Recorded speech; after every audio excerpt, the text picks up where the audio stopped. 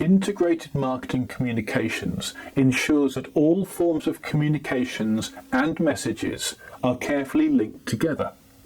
At its most basic level, it means integrating all the promotional tools so that they work together in harmony.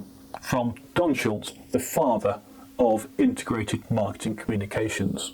I will admit that I only came across this quotation. In fact, I only came across the whole concept of integrated marketing communications years after I'd been using a sort of spreadsheet template I used to call MicroStrategies that dealt with every part of a marketing plan, including all the communications channels that we might use at the end of a campaign. It was really gratifying to find out that I was actually using a strategy that had some sort of academic backup, even if I didn't know that at the time. IMC is just common sense, and yet all too often we don't do it.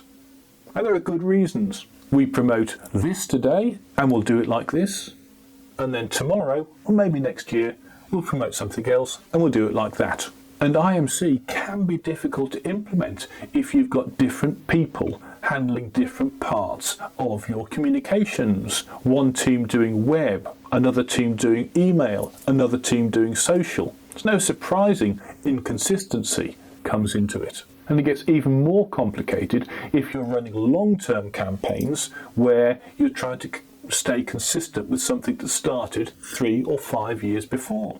And then it gets even more complicated again if you're doing it over different territories.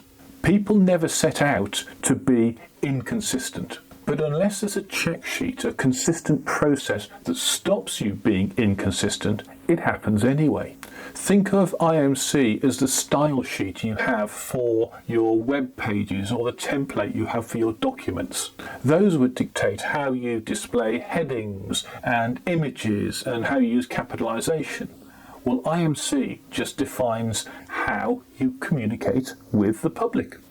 You especially have to consider IMC if you're going to use more than one channel in your communications, and nowadays you really do have to.